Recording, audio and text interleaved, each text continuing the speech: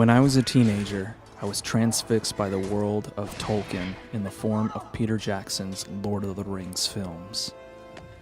Middle-earth in those films was so well realized that you felt as if you were there. How I longed to be in that world. Then I stumbled upon a little game called Warcraft 3: Reign of Chaos. It was the perfect substitute. A world full of rich characters, expansive lore, and addictive gameplay. This was the interactive fantasy experience I was longing for. To this very day, I still play this amazing game, and every time I revisit it, I experience something different. Fast forward a few years, and I go to discover StarCraft, that offered the same immersive experience, but in the realm of sci-fi. Fast forward more years ahead, and a shitload of hours as an orc roaming the lands of Kalimdor in World of Warcraft, slaying hordes of Hellspawn as a demon hunter in Diablo, and most recently as a gorilla with serious anger issues in Overwatch, and it begins to click with me. How is everything Blizzard touches so polished, and above all, so addictive? And after critically looking at and playing all of these games, I think I've narrowed it down. Every Blizzard game features an immersive world. Whether it's the city streets of Stormwind in World of Warcraft, or the dour streets of Westmarch in Diablo, or the futuristic cityscapes of Numbani in Overwatch, the art design, size, characters, and lore of these extensive worlds sucks you in immediately. The attention to detail and trademark Blizzard aesthetic has this way of being visually stimulating without being overwhelming. And the size of their worlds cannot be understated. Even in a game like Overwatch, which is a multiplayer shooter, the world is dense and full of rich lore and character interactions that allows the player's imagination to run wild.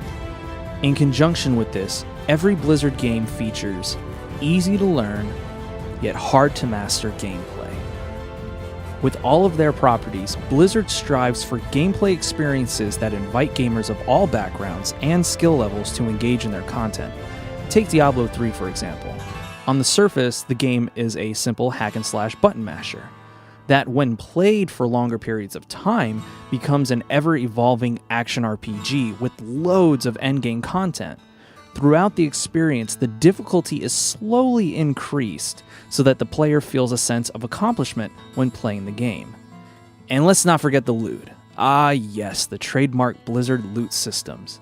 It's no surprise that loot is an integral part of all of Blizzard's games, as it serves the same purpose as their gameplay methodology of easy to learn, hard to master.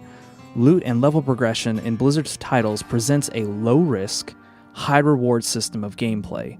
What keeps people coming back for those legendary weapons, armor, and skins is the fact that they don't lose experience when pursuing these items, and obtaining said items allows the player to have bragging rights when engaging with the game's community.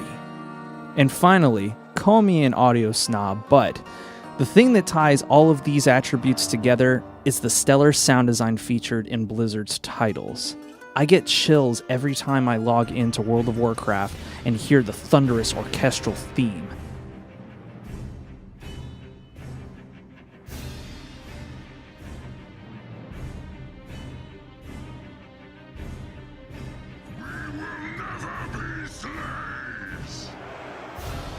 And I laugh every time one of my Overwatch characters makes a smart-ass comment to another character. You sure take to this bad guy thing easily, don't you?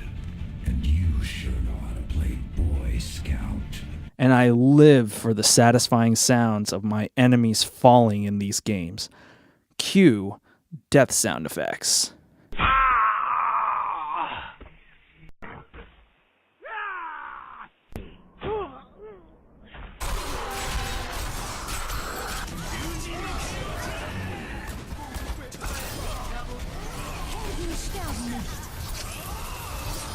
There is true care in the voice acting, the musical compositions, and sounds of these worlds, and it all shows Blizzard's desire to deliver great content and attention to detail that is beyond any other studio.